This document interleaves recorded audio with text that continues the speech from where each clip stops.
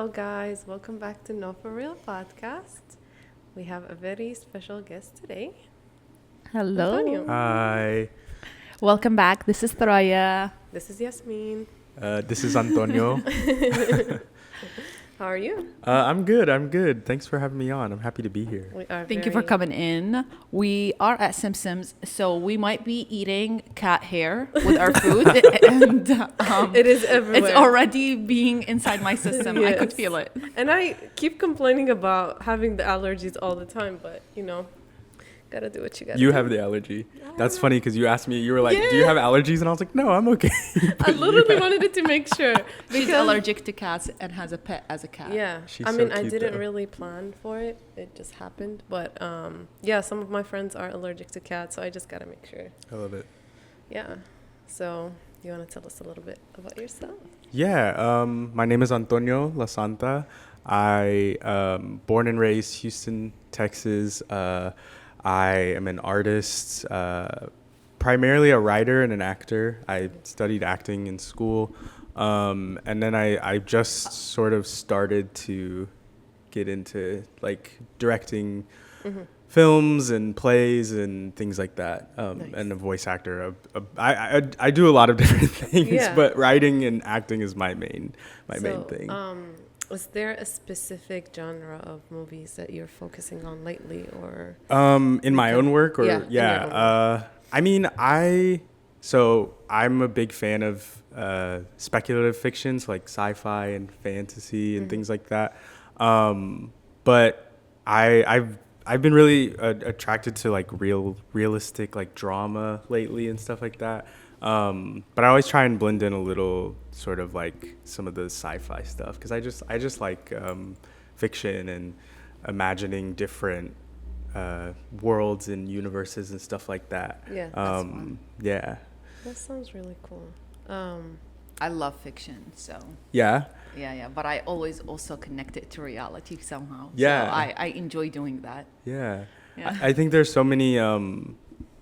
I wrote it was like a short essay a couple years ago about like fantasy and sci-fi and relating that to how people use it to sort of imagine a better world. Like there's all this like fiction and fantasy stuff where people will have like revolutions and stuff inside of their stories, like Avatar: The Last Airbender, or I mean even stuff like Star Wars is like basically the original ones are about sort of like rebellion against a big empire. And so I was writing about that and how like in fiction you're allowed to sort of imagine a better world and how we can sort of use that to think about our own world. So I agree. I think it is related to reality. I don't think you can really like I think you can imagine worlds that are very different from ours, but I think there's always a little bit of truth to them. Because I feel like you can't really imagine things if they are not really out there. Like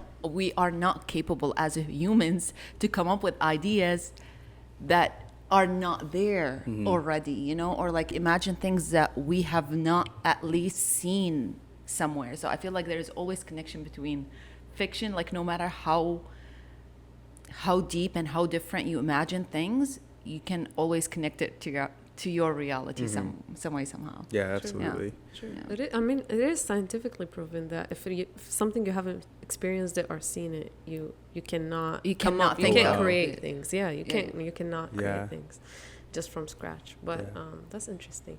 So, do you do a lot of? I've seen some of your recent work, and I wanted to ask you what inspires you most in those things, because I also see that you do a lot of like, how do you say it? I forgot. I told you the the title. Like resilience. Yeah, like resistance, art and stuff. Yeah. I mean, I've sort of.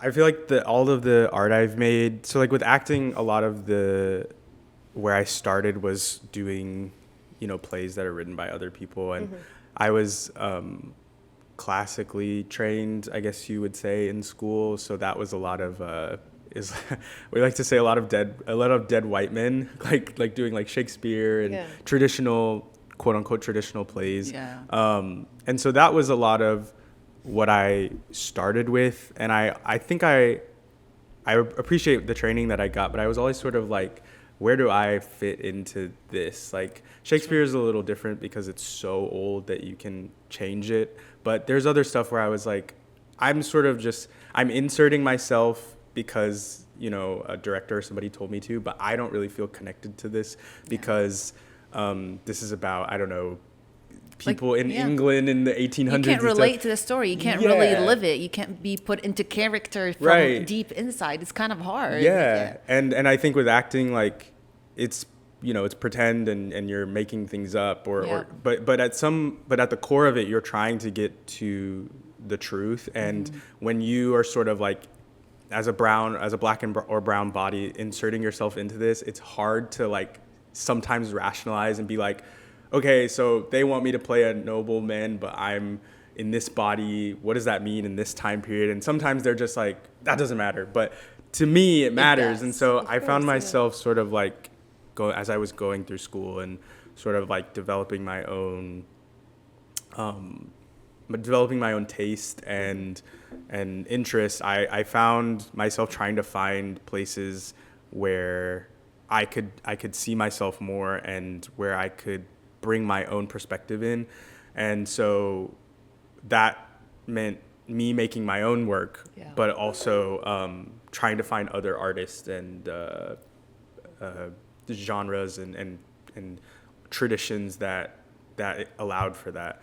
So flash forward to now, I've started to do more sort of like combining advocacy and activism with art. And so I think that's some of the stuff that you've seen recently. Me and I'm absolutely not solo. I did not do any of this by myself. I had so many people working with me, so many people that I worked with and went to, and so many people who have different experiences than me, who lent their amazing voices to the projects that we worked on.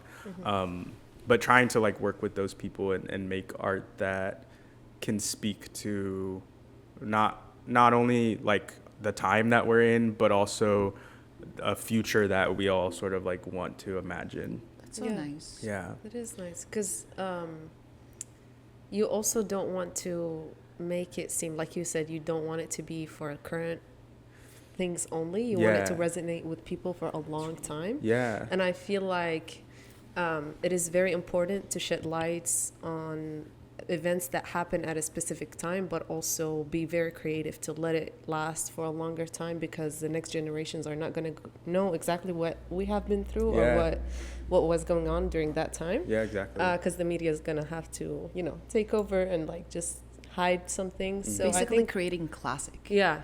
So I endless, think timeless. I think it's very important through art just to have it out there, and people could always go back to it as a source of, you know, just understanding what happened in that time. And I find it very hard to create classic things because usually people look for trendy things, especially in today's world. They don't even appreciate classic things. You might get appreciation later on in the future, but instant appreciation is kind of not out there. And you also don't see it a lot, so your inspiration is kind of limited. So when people really do classic things, it's just very interesting and beautiful because you don't see it out there. Yeah. And to your point, like I think one thing that it's hard as an artist in today's world with how fast technology is and the internet and everything, and worrying about things like engagement and things like that. Time really like is a bit underrated, because I think people forget that a lot of the stuff that we love that are considered classics only developed over time into classics. Exactly. Like, I know we live in a climate now where like somebody will drop an album and somebody will be like, it's an instant classic, and it's like that. I mean, you can feel that way. Like that's like a personal Come opinion. to me in 2 years though. Yeah. But like I think the staying power of something that like lives in your subconscious and influences your art and your taste and how you move through the world, you can only really see the full long-term effects of that over time. True. And that's like, I think when we get into things that are classics, that's like a big factor in that. But also sometimes the dominant narrative of our world is also what determines, because like, you know, the white dominant supremacist world will be like, this is a classic, and we'll be like, but this has nothing, this doesn't have anything to do, it has nothing to do with us, you know. Which doesn't mean that it's not, you know, it's not completely valuable, but like I think we have to make room for other things as well. It is about time, you know. We always have, like you said, we always relate back to Shakespeare or like big plays or anything in general that is a classic. It's always been to a specific group of people, and it's not really inclusive, and we have to be like forced into that genre. But it's time to actually, you know, for us to create our own things and bring it up. So And I'm gonna go off on like a million different tangents until we come back to, you know, the different points. That's how we do it. Okay, amazing. I love it. We just go with the flow. Yeah, there's I've been recently trying to read more translated works, just to like expand my sort of, I guess, reference point outside of just American. From where? Like what parts? I mean, of the world? Like? Everywhere, honestly. Okay. I was reading I read this, the most recent book I read was called The Memory Police by Yoko Ogawa. It's like it's a Japanese book, I believe.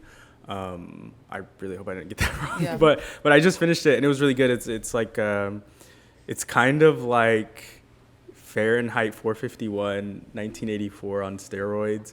It's like I have no idea what you're referencing to. Oh, but okay. I'm just gonna act amazing, like amazing. I got you, bro. amazing. Sure. No, they're books, very critical books, I guess, to American like primary school education. Okay. So like you'll read them in like 5th, 6th grade, 6th, 7th grade maybe. And they're books. They're interesting because some of them are banned. Or have been banned, like Fahrenheit 4. No, yeah, they're banned, now but and they in the wasn't. past. They weren't. They have been before. Oh, okay. But they're both about, you know, these fascist states and like suppression and censorship, and you know, Fahrenheit 451 has to deal with like book burning and stuff like that, and the 1984 is like Big Brother and like surveillance state, and so those are classic again things that we read in school, which are, it's interesting that we learn that in school, and now they're like suppressing all of that because it's very like, you read the books and you're like, wait a minute, like this seems kind of close to home, like it seems like very familiar. But The Memory Police, the book that I just read, is kind of that to like a sort of like escalated like to a higher degree. It's about like this sort of like fascist police force that takes people's memories, and just like one day you'll just wake up and you'll forget what watermelon is, and people will be like throwing all y'all, their, people will be throwing. I'm a conspiracy theorist, and I know this is gonna happen somewhere. No, it's in this life. Yeah, it's a really it's a put really a chip in interesting us book. As soon as you come to life, and they're gonna control you. That's like the ultimate reality. Yeah. If it is in not my head. already in. Yeah. I feel sometimes I'm like, how can they read my mind because I'm on my phone? Oh my and gosh. I haven't said the thing. I'm just thinking about it. For real. And I find it on my screen, and it's like, I came to accept shop that. now. I'm It's like my personalized shopping Yeah. assistant. Yeah. In my eyes, like living in my phone. Like my phone knows me more than I do, and it's not cool. Yeah. But it's cool. It's not. My friend works in. Maybe I shouldn't say it. I might say it off. Just don't say it. I might say it off camera because it's kind of. I don't want. Like we have to delete half of our stories and give out the other half, so it's kind of like something that we got used to. Just don't mention names. Yeah, I won't. If you don't want to say it, I don't want to get her in trouble. Is the thing, but because it's not my information. But I'll just say she works in big corporate marketing stuff, and she was telling me about some of the marketing tactics and like the surveillance tactics that they use to basically, like, when you go to your friends and you're like, oh, that's a nice that's a nice handbag. And then you get the ad for the handbag.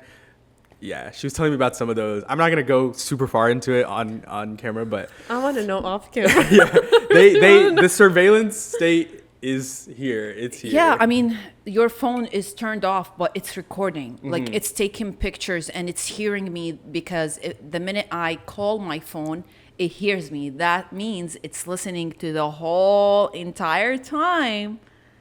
So it picks up the minute I call. Even when it's off, it's still on. Exactly. It's taking pictures. That's the thing that, like, it's when it's off, or sometimes you have it in your bag and you haven't even gotten it out, and you're talking to somebody, and you haven't described the thing yet. Yeah. That's the thing that blows my mind. I'm like, how? Do you know how? It's scary when you're not even saying anything and it's not out from your brain. Yeah, it's not and it's out. just there. But they still give you the ad. Like, if I'm thinking about a shoe and then I go on whatever website, that shoe's going to be there. But I have not told anybody. I have not searched it. It is to that point. So I know, like, something is going into my brain. There is something going on with my phone. Already in. Yeah. It definitely is. Yeah. It reads everything. Yeah, but the book, The Memory Police, highly recommend it. It's very good. But yeah, it's basically, it's about this small island, and slowly over time, like, one day they'll wake up and it'll be no more, the concept, the idea of fruit has disappeared, and you'll just see, like, people will go out and there'll be fruit in trash cans, and, like, they're burning fruit, and then I think the book sort of explores memory and, like, how memory makes up the pieces of, like, who we are in our soul, but also how I think people there's kind of like this big scary boogeyman about fascism and sort of things like that, but how it's happened slowly over time until one day it's not just fruit, it's like you and your body and, like, your thoughts. And so I think it's examining how it's a lot more of a gradual sort of disappearance of who we are through things like surveillance and stuff like that. Do you think I truly believe it is already happening? Like, it's not going to, it's already happening because slowly, like, like in today's world, you really, like, you can't take your eyes off of certain things, social media and all of that, but we're also not knowing what we like anymore. We just want to do things that people are doing out there, and we're just copying. How much of our own thoughts are? I was telling my friend the other day, is for me to know exactly what I want, I have to turn off my phone, like the TV, everything that is related to giving me ideas, to really deep inside know exactly what I want. Because the minute I go into my phone, I want 10 other things. The minute I leave my phone, it's exactly what I really want. So, like, it is a distraction, and it's benefiting capitalism, honestly. So, I mean, they're always trying to sell you things, and paying for things is becoming so easy. Like, the other day I went to Whole Foods and I was like, boop, bye. Like, seriously, just scan my hand and I paid. The biometrics, Next time, it's going to be like the minute you put anything in your basket, you're already paying for it. The minute you take it out, it's like out from your, like, back, like you're returning things. And then the minute you put them into the basket, it's like you're charging you right away. It's like insane. The minute you walk in the door, honestly. A fee charge. Oh, we already know what you're going to get. A shopping tax, Oh my God. You walk in and they're like, insane. You have to tax to be able to shop here. It feels like that sometimes. True. It does. My mom, I just remembered the other day she was telling me, that there is a chip that you can insert in your hand now. Like, it's available. Really? And you can, have all of your paying things with it or whatever. Yeah. Wow. So my mom, the apartment that I live in, you have to scan your phone to get in. So my mom was telling me that there was a guy that she was swearing. She was like, I swear, like, he had nothing in his hand. It was just his hand. And he just did this to the door. I believe her. And it opened up for him because you can set up everything through the phone to it. So true. And she came upstairs. She was so scared. She was like, is that a thing? I was like, when I did the Whole Foods thing and it was like this, the person in front of me did it. And then I went to the cashier and I was like, I want what he just did. and then, she wants everything. Literally. Then she's like, so you go to the app, you do this, and I was waiting. I do not care. I'm gonna have to do what he just did. And then I connected my stuff, and then I was like, "Boop, okay, cool. And it felt good. But now I'm thinking about it. It's like, what is this? Next time I'm just going to lose all my money. Yes. Walk around. It's so, I mean, it's so easy they make it easier so you don't have to think about what you're losing. Yeah, no. That's the whole, I feel like that's the whole point. It's so easy to spend money now versus back then. I remember when I did not have credit cards, did not have anything other than cash, my money would last so long, and it was such a little amount of money. Now it's like a lot of money, and you don't even see value to it. I feel like the value of money has gone lower and lower and lower. This is why everything is more expensive, because the value of numbers has gone low. Yeah. So it's the same thing, but it costs way more. The numbers are way more because the value of the number. Yeah, like, and we're urged to consume so much. Me and my girlfriend last night, we were driving home, and literally our whole conversation on the way home was just us going through the list of subscriptions that we have and trying to decide what we were going to cancel in the new year, because we were like, so smart. We're paying for too much. Literally, that's very smart. Like, I encourage a lot of people to go through that, because we have we pay for so much that we don't even use. Yeah. Like, you're just wasting money. And if you add it up, it's thousands and thousands of dollars by the end of the year. So it's very smart to go through your subscriptions, your whatever you're paying for every now and then, and just look at the numbers, because we rarely do that now. It's all on our phones. And they'll try and keep you too. Like, when you try and cancel something, they'll be like, no. Here's like two. You can do $2.99 for a couple months. It's like, well, why didn't you give me that to begin? Exactly. Like, why do I have to cancel now that you're offering me 99-cent subscription for like a whole year? It's all they just want your money so bad. Yeah. And they're getting it easy, especially like. Yeah. I don't know what's gonna happen. You just gotta make money. Yeah. And have to be smart about what you spend it on. True. Literally. Especially today, because like we said last time, money is your power. It's the only thing that you can really control. Overconsumption. Like, I keep thinking about how my mom used to have like 3 perfumes and I have like 20. My mom used to have like 2 pairs of jeans and I have 20. I'm like, what is the point? Like, her life was so simple and she was happy and content. And then I'm looking at all this. It's just distractions. It's like, first of all, you pay for things. You're paying for more things, but that is causing you more stress. Mm-hmm. It's useless. And the capitalist goal is to make you feel sort of like, it's like an empty purchasing, right? You're like buying stuff and you're like, this is gonna make me feel great, and then like you're like, this doesn't really make me feel great, so I need to buy something else. And eventually, like you said, you have like 20 pairs of jeans, 20 perfumes, and you're like, I don't even wear half of these. It's a waste of time, I swear, because you're wasting time choosing. You're wasting time thinking about things that has zero value to your life. It's just a piece of cloth that you're putting on, It's just crazy. And I think about that when I watch also older movies, how like I see the woman's closet so small, like the makeup that they put, the beauty products that they use, and versus movies and TV shows that are created now. It's like quadruple the amount. Yeah. So they're always trying to sell you the ideas like, you gotta have more, you gotta have more, you gotta have more. It's insane. I feel like I don't think of the materialistic things, because if I don't want to buy it, I'm not going to buy it. But I'm thinking of like education. Because back in the day, they used to get a bachelor degree and they will feel content and they're happy. They would feel like they have accomplished so much. When I finished my school, and I told this to Thoraya multiple times, that I did not feel that I have accomplished something. I totally feel that exact same day when we graduated, I was like, okay, now what? I don't have what I mean? I feel you. Now they're even pushing so much with education that you have to have like a master's degree. Everybody got to have like a PhD to be able to get paid this amount of money. And me and one of my friends were talking yesterday, and I was like, why do you want to do your master's?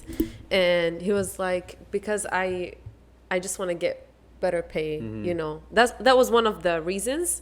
He wants to do it because he likes the field that he wants to be specialized in.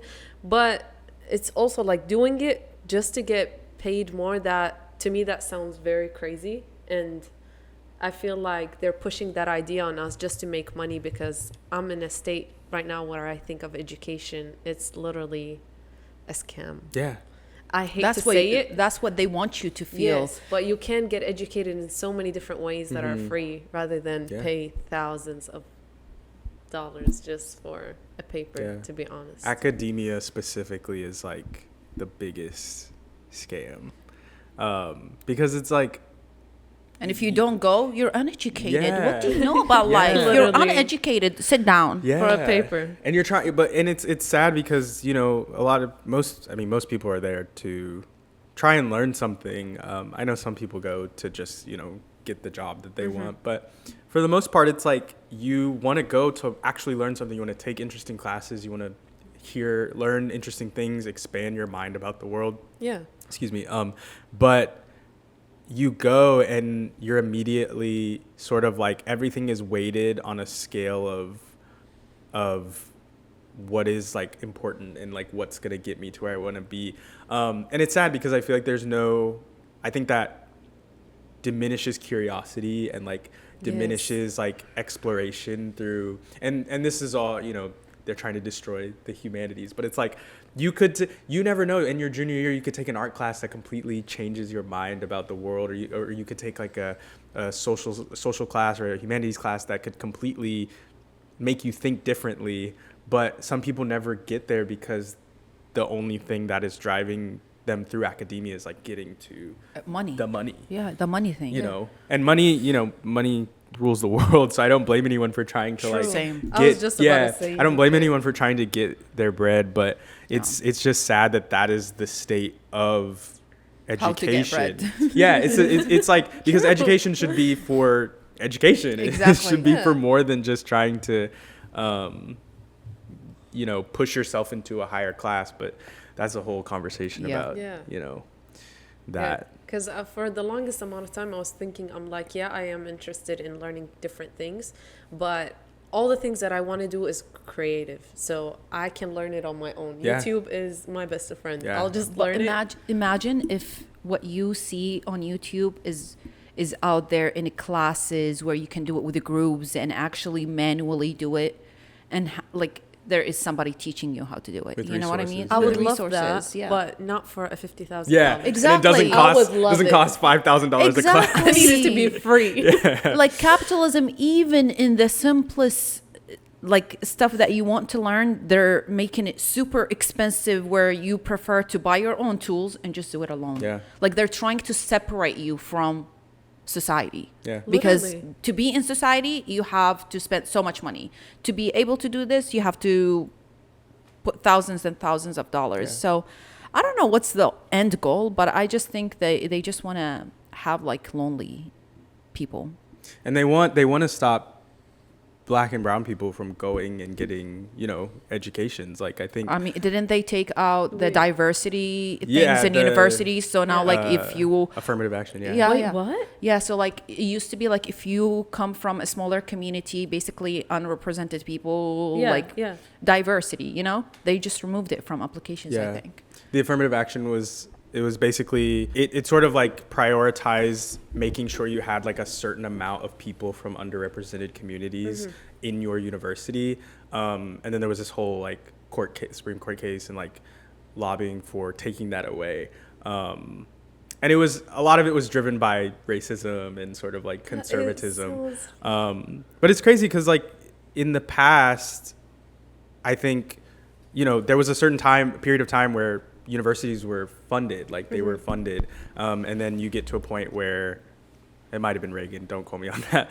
I typically think everything is Reagan's fault, but there's a period after where it becomes like they start charging tuition. There was a point in time where it wasn't tuition based like how it is now.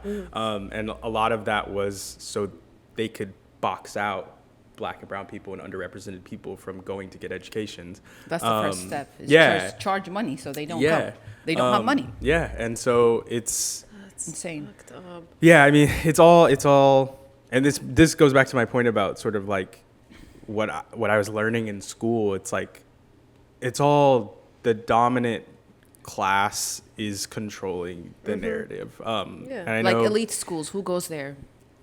Just the people with money. 1% and their kids. Yeah.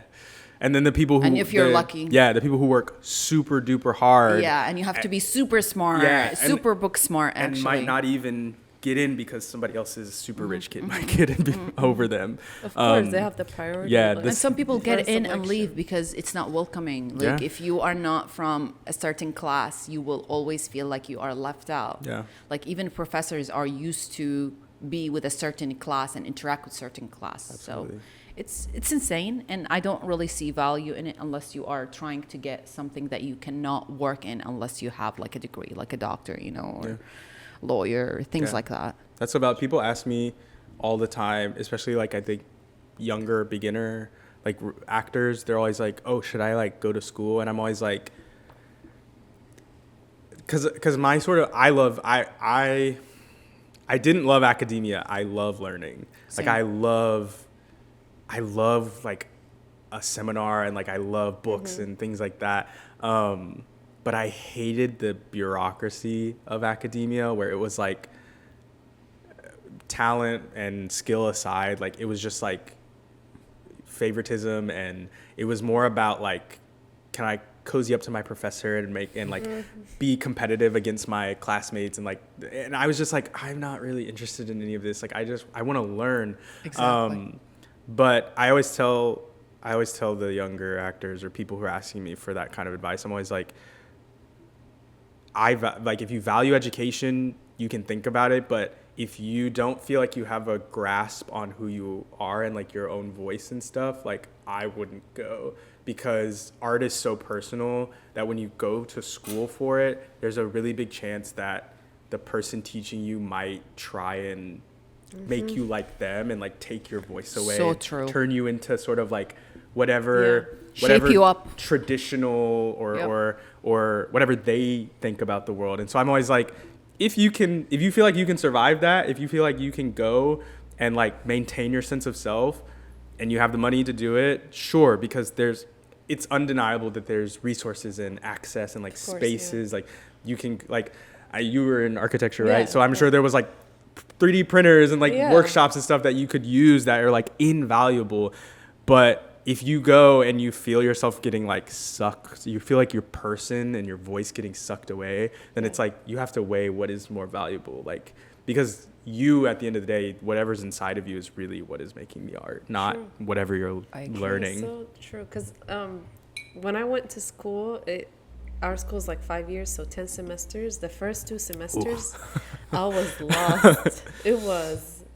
Because like when you talk to professors and you're still young and you don't know what you're doing, and they try to force their ideas on you so bad, and they just want you to make like a little cute model of their idea, and they look at it and they're like, oh, look how my students did like 30 ideas and this one is like better than the other, and they're very brutal about that, favoring one person over the other. And you could see it, everybody's like that. And first two semesters, I was like, I really don't know what I'm doing, or I don't know what I like. Like, this is not my design. And then comes third semester, I was like, either I stand up for what I like, or I'm just going to be like, I could have like taken a 9 months course of AutoCAD and I can draft for anybody, right? Yeah. I'm not a draft man. I'm like an architect. So I need to make up my own voice and stand up for what I like. But if I agree with you, if you don't, there were like, we graduated 120 of us, I think. Almost only 20 or 15 of us that actually had their own design and their own style, and everybody else is just drafting right now. By the book, Even their jobs are like literally just drafting. Nothing special. They don't get to design. And it's very sad because they could have done the exact same thing with 9 months course, and they could have saved $40,000 to $50,000 over the years. It's all, They don't tell them. They're not very going to come up to you they're not and tell going you to, that because they want to make the money out of you. They want employees. They don't want creative entrepreneurs, ones, honestly. Yeah. They're trying to keep that 1%. They don't want to make it 2, 3, and then especially foreigners or, people like that get into positions sometimes that hold big decisions. They don't want that. They want to keep it to one group only. So it stays like that, in control. True. We are back. Hello again. We took a mini break. We We did. needed to refresh our brains again. Yes. But you said you want to talk about Hollywood. Yeah. And I'm very interested Yes. Yeah, because we I can talk have my about own it, like thoughts for about sure. Hollywood. So- Yeah. I mean, where do we start? It's What is- such You a said you have also friends in Hollywood and you have Yeah. like thoughts I about have- what Hollywood is. Yeah, so I mean, I have a lot of friends who work in the film industry and the professional sort of like arts industry, and I obviously we know that Hollywood is like super connected to the propaganda machine of Yeah. America, course. and that And the world. Yeah, Honestly, and- I don't and- think just America. I feel like Yeah. Hollywood is a big thing all over the world. It's number one in entertainment. Most of their movies are watched all over the world. Kids, adults, Yeah. teenagers, everybody knows Hollywood. Yeah. So especially stuff like Netflix, which has increased their international output. Yes. So like now, and I feel like Netflix is in like every country. every country has their own like has their movies. own Netflix. Yeah. But no, I think we can go back so far through the history of Hollywood into movies like minstrel movies that are sort of like mocking Black Americans and recently Asians enslaved throughout people, Asian times, people, and things like the movie Birth of a Nation, which is like single-handedly sort of like revamped the KKK in America, and so Hollywood has a very like long history of propaganda, and we see I think it's coming to light now, like especially in the past year. I feel like a lot of people have opened their eyes to what Hollywood really is. Yeah. Not everybody, but it's becoming a thing that people know that Hollywood is trying to always push a message or a reality Yeah. out there to the audience. Yeah, and the media, like just media in general, like from big budget movies to the news to press, like newspapers and stuff, we've been seeing all of the ways that they have been specifically twisting and manipulating the narrative around Palestine, and we've been seeing that in how they communicate the truth and the lies. But I think with Hollywood specifically, and the big AAA film industry, I think it's so interesting because you realize, similarly to politics, like how much money is invested in from private owners. Excuse me. And you see like these big companies and these big studio execs all have their own interests. And you think about the American sort of economic capitalist system as a whole, of course. and the amount of privately owned money that controls everything in private companies, and these like oligarchs who have so much money and can influence what is being created and what isn't. And the industry had like this historic double labor strike last year, with the writers. I remember that. The writers going on strike and the actors going on strike. Them being not paid enough money. Right. Yeah. And so even there, you see that the rich ruling class interests take precedent, and the laborers and sort of the lower class proletariats, they suffer still. Yeah, especially even behind in the that. screen. The workers behind the Right. screen are the biggest sufferers. Right. And I think that to the point earlier about like creating art and resistance, when we did stuff like we did a reading of the Gaza monologues from earlier this year, and then we did the Palestine Arts Festival. We put on like a 2-day event that was a showcase of different art mediums surrounding specifically Palestine, but also like the Arab world and resistance and things like that. And we put on a play, The Revolution's Promise, which is from the Freedom Theater, which is in Jenin, which has been like Destroyed. Yeah, it's been completely destroyed. It's very sad. But we put on that one, and we had like an art gallery, and then we had some short films and Palestinian films that were being shown in another room. But the idea around all of these things was sort of that I think people think about art, specifically entertainment. I want to use that word specifically, entertainment, as sort of like escapism. You know, we can have a whole conversation about. I agree about that. This is why comedy is becoming a very, very big thing in the States. I feel like it's picking up again. It used to be a big thing, I would say, after World War II. Comedy was pretty big, and now it's becoming also big because people just don't want to think about their lives. They just want to laugh. They just want to enjoy like entertainment. Everyone's kind of struggling right now, so it's honestly, like in the States, and so but I think entertainment specifically, again, we can talk about how the arts are valued in America and across the world, and like here specifically, just this is all I know, but like here specifically, the arts are like super undervalued, right? Like we see them being completely underfunded and taken out of schools, but just in general, like when you tell someone that you're trying to pursue being an artist, there's sort of like this air of like, well, what else are you doing? Like, because you have to support yourself doing something else. Art is not going to pay you. Being a creative and creating art is not going to pay you. It's like a known thing. It's a stereotypical thing wherever you are in the States. I feel like it's the same elsewhere because I do come from the Middle East, and this is how we also look at some artists, not everybody, but most people who are independent artists and creatives have other things to create money from. Like it's impossible because you're undervalued. Nobody's going to value you unless you are a very big name.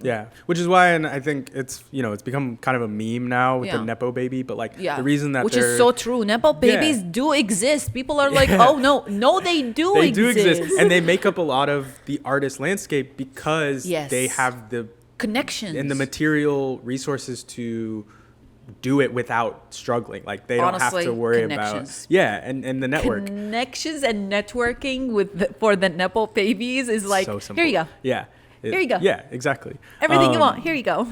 And so I think entertainment specifically in America is tied to this sort of like over passive consumption. Like we have all these streamers now, and you can basically have, even though I find it sometimes hard to find the stuff that I want to watch, but like you have so much at your fingertips to consume. And so you can passively, you know, second screening is a thing where you just like, you put something on and you're watching your phone. And so people don't really, I think people want to, I think people have a desire to. We were talking off camera about like wanting to sort of unplug and be intentional about what we consume. But I think it's very easy because it's just a habit now to sort of passively consume everything. And so with the festival and the reading and other art builds and stuff like that, I think the intention outside, I think the priority was obviously spreading information and talking about Palestine and getting people to understand it. And seeing things in real life is way more meaningful than seeing it on screen. Like you are interacting. There is much more emotions in festivals. And it's tactile. Exactly. And I think that was our priority, our intention of obviously spreading information and having people absorb Palestinian art from their voices in person. Exactly. But I think following that, the other intention was like, we want you to be an active participant in the art that you're consuming. You come see the Gaza monologues and you're not just sitting there watching a reading.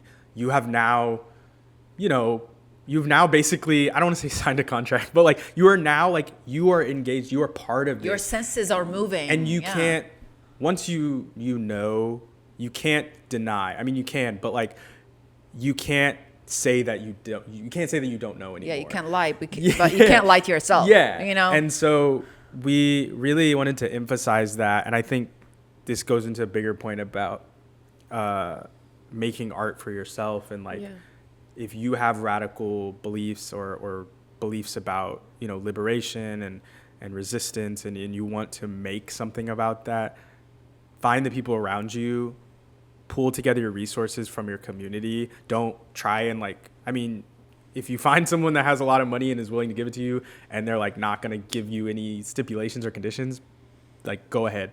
But 9 times out of 10, I found that like people with a lot of money are really hesitant about what they invested in, especially if it's something that can come back and sort of like ruin their reputation or whatever. And so I would say find the people who like have similar ideas about the world and like want to get the message out there as well. Especially when you're making art. Like we did the festival at this place called Rec Room in Houston in near downtown, and they believed in what we were trying to do, so they like let us use their space for free. That's collaboration. And it's community. And I think that can be missing from the big $200-300 million things where like you are so like all of this money is coming from a couple of really rich people, and so you are burdened and beholden to what they want because it's their money. And so it's not saying that it's not nice to get a lot of money to like make your art to support your dream. But like at some point, if you have something you really believe in and you want to say, you just have to figure it out. Like you have to really go for it, and like you have to find the people who are willing to support you, and it's not going to always be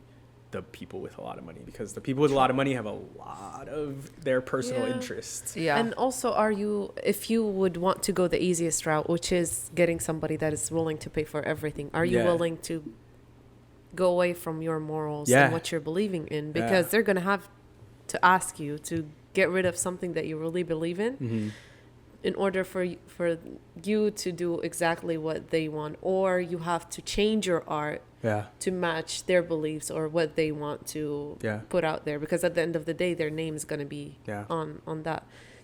I have a question. How do you express your art around big or traumatic events that happens? Do you feel like in order for you to process that, you have to create the art right then and there, or sometimes it takes you a long time to process something and then create something about it? Yeah, that's a great question. It is. I think my impulse is to be like, it depends, but I think to give a better answer than that, like it really is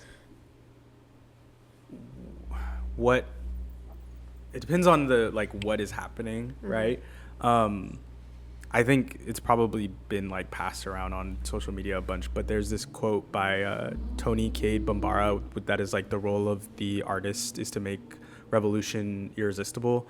And I think there's like no greater moment than the present. And so like you don't want to like miss the moment, obviously, especially with something as brutal and ongoing as like a genocide. Like you can't just like wait, like, you know what I mean, to speak out. But I think there's some things where it's like you're processing it through your art, and so I think it's best, and for me personally, it's best to take off the pressure on yourself to be like,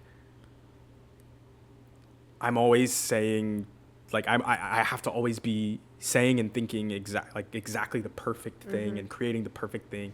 Like, no, like if you're processing along with what's happening and what you're seeing and what you're learning, you should always be open to that changing and evolving and growing, and your art growing with it. So I think that it should reflect what you learn, and how you evolve should reflect in your art. So I think it's simultaneous. Like I think it's both processing and creating in the moment happening at the same time. I asked that because I personally, and I've seen people around me like that are artists as well, to them sometimes it takes years. One of my projects that I did in architecture, the last year thesis project, it took me like 15 years probably to process everything. But it wasn't like processing it every day and it's consistent. Sometimes it's just like very subtle, and there's nothing, I'm not thinking about that idea, and then there goes like 2 years and I'm like back on thinking about it. So I'm like, it's always going to be there, and until I really express myself and put it out there, I'm not really going to be able to heal from it or move on from it. But it's very interesting to see somebody else that just does it right then and there, because like you said, you kind of process your feelings through the art process as well. And I think there's things like doing the festival and the reading, like that is very much like processing in the moment. And I think a lot of that is less about me personally and more about like just answering the sort of like call to action. Sure. In the way that I can with the skills that I have. Like I'm not a scholar in Palestinian studies or anything like that. So like I can't do that, but I'm an artist, and so I can bring people together and like create things and like meet that call to action when it happens. But there's other things where like I have my own personal projects. Like I'm telling y'all, I finished a script recently, but that was like something I've been working on for like 3 years. So like I said, it depends on what the moment is. And I think with things that are more super personal for me, they take a long time because I'm like processing those personal things. But for something like that, I think for something like Palestine, it's very much, I try and not make it about myself. And so I'm just trying to meet the moment where it's at and meet the asks of Palestinians or Sudanese people or Congolese people, like wherever their movements are and what they're asking for, responding to that and centering them and making it about them. This is how I feel about it. It's like hitting the iron when it's hot, like when the events are happening, when everybody's speaking about it.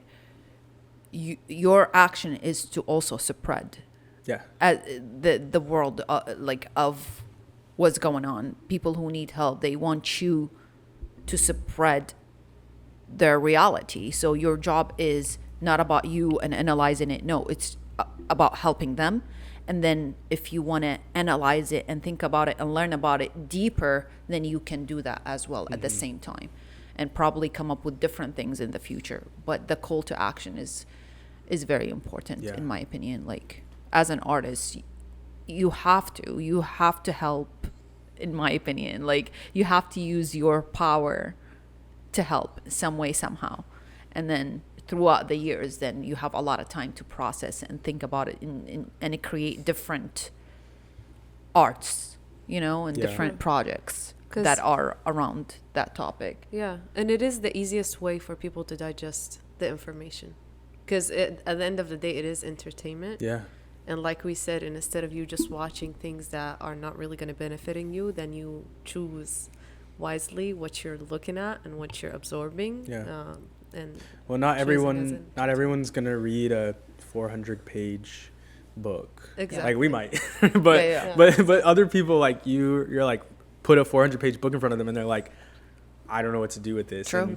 And sometimes I will say like the thankfully in the past year, the amount of Palestinian texts that are being published and sort of like promoted has increased. So there's so much more access to Palestinian texts and Arab texts, but a lot of like Palestinian resources are very like dense because it's so much history and so much there's so much trauma and for years and years. Yeah, and so I think this isn't really an excuse, but I think sometimes people have different access points, and like some people are like, reading is not my access point. It's like, okay, so then that's where the artist comes in, where it's like, I'm going to create or put something together that will become an access point for people who maybe a book isn't an access point. True. Or a documentary isn't an access point. True. And so that's where like everyone has their role to play. And the worst thing that you can do is sit and do nothing. True.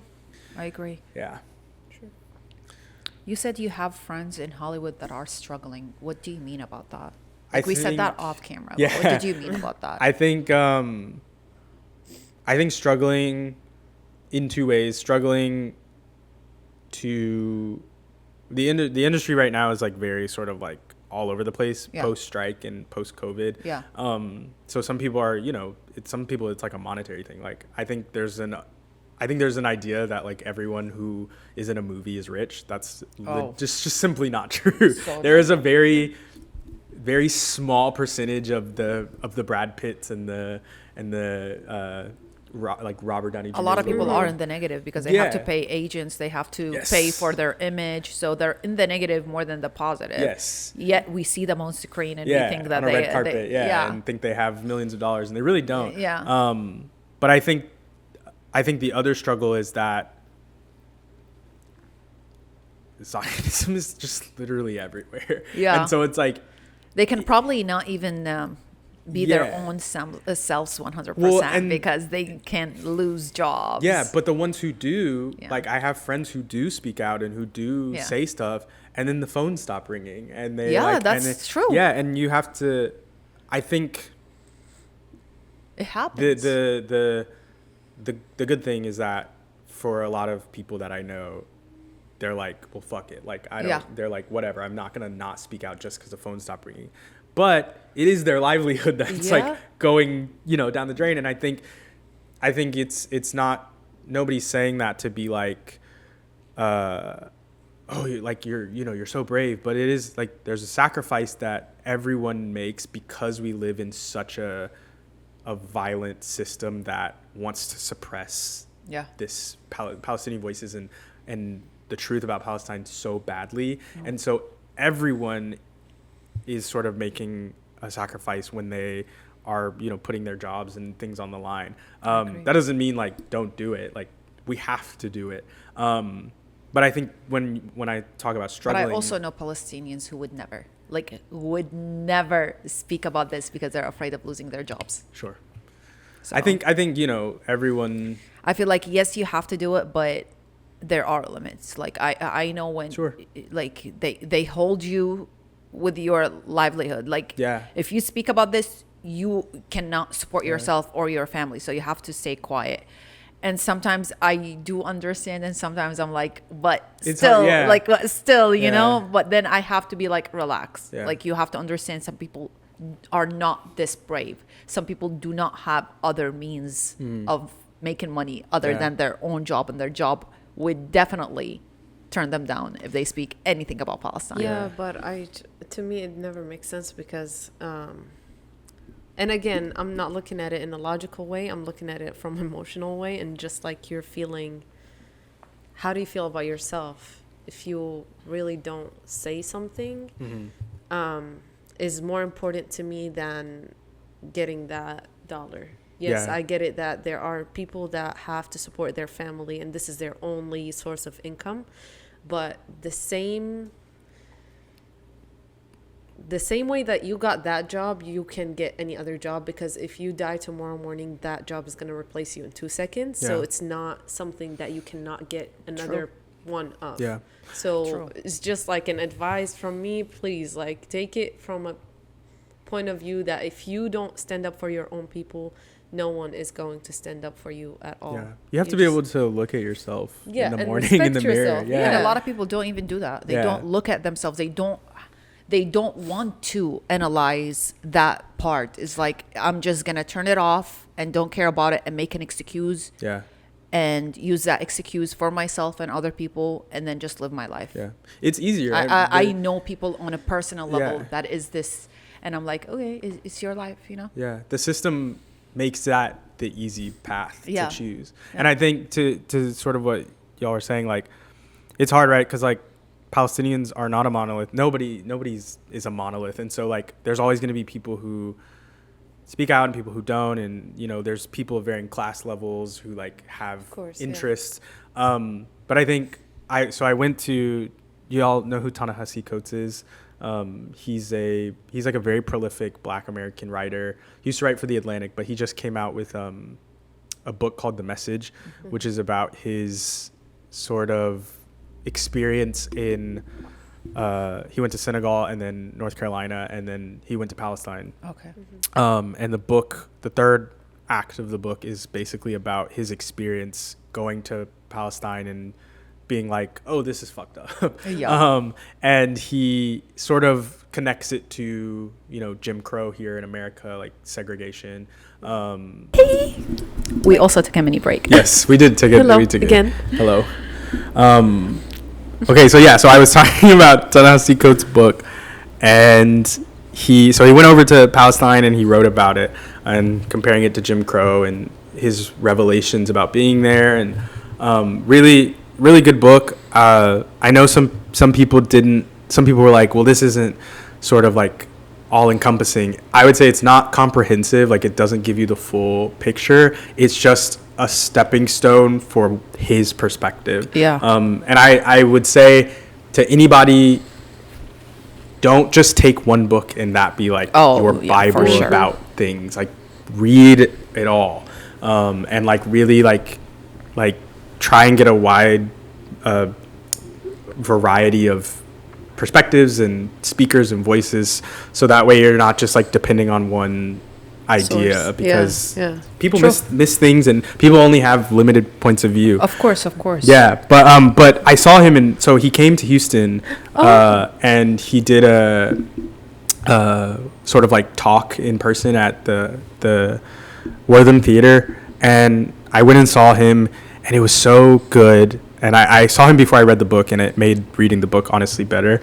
But to what we were talking about before, he answered some questions, and there was a student who asked him a question, and they were like, they were like, I'm working on an essay right now, and I'm scared to publish it. Yeah. And I'm scared to like talk about it, and how do I know like when the time is right? Like, how do I know if this is what I want to do? Like, I feel like it might be like have repercussions.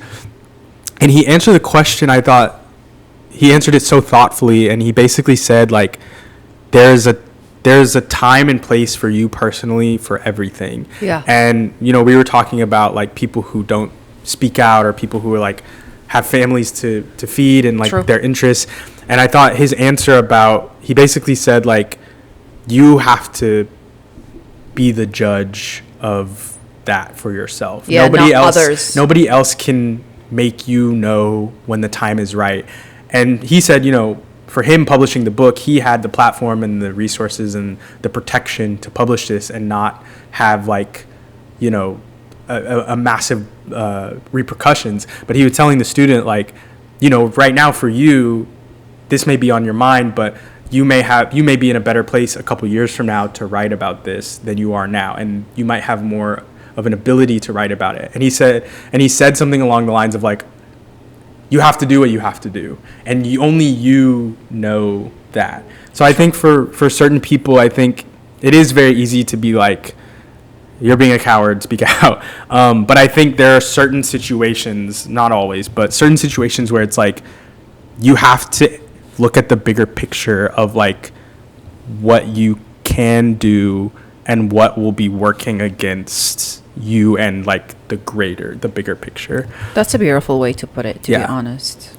It's not a decision that anybody else can make. It's so true. It's only you, and how you feel about time and settings is, I don't know. I feel like you're the only person at the end of the day who makes a decision about, am I proud about what I put out there or am I not? Yeah.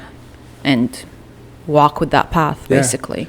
Yeah, and you got to, like he said, you got to do what you got to do, and you have to be able to, like for some people, it's like, I have to be able to wake up and look at myself in the mirror and be like, yeah, I respect myself. Exactly. Some people, that's not. This is not case. How their day starts. It's like, I wake up and I don't even look in the mirror. I gotta get something done. Of course, everybody has a different life, different perspective, and different ways to think about themselves. Yeah. And I think it's best to, I think for stuff like movement building and like making art in spaces like that, I think it's best to focus on the people that show up and collaborate with you, and then together you guys go out into your community and try and get the people who are still sort of like hesitating.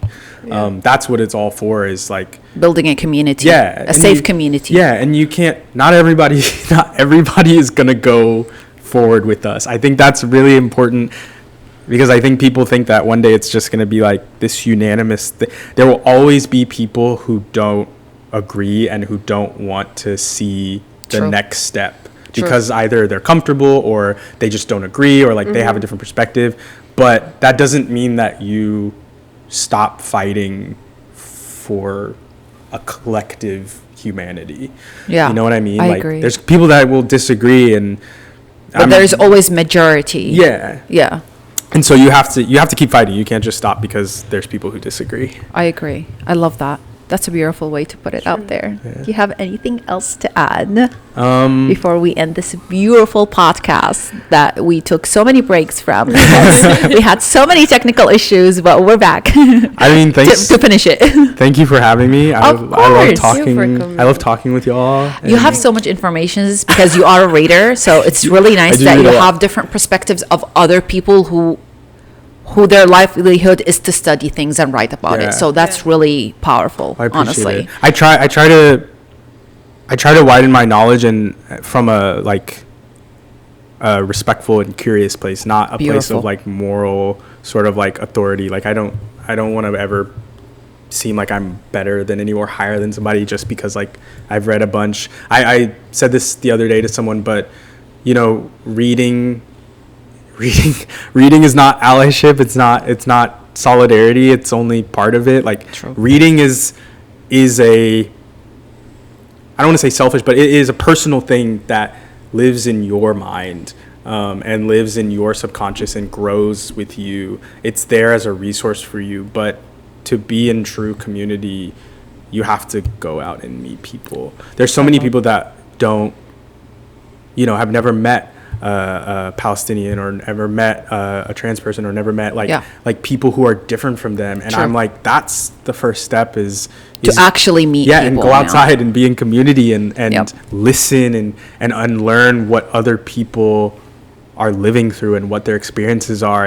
And don't be like the politicians and the political parties who have no basis in the reality of the people that they're supposed to be serving. Like they don't know what the people are going through, even when they're going around campaigning, like they're not actually listening. Yes. And so I think to have solidarity, you can't just read or post or talk. Like you have to like Be listen. part of the community, and listen.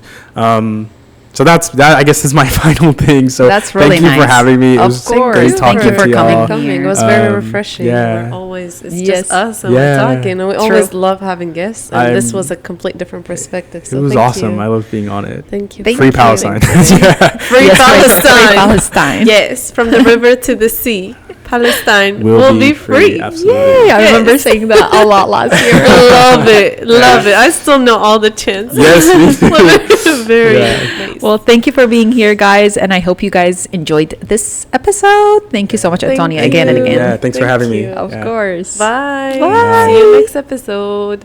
Bye. Adios.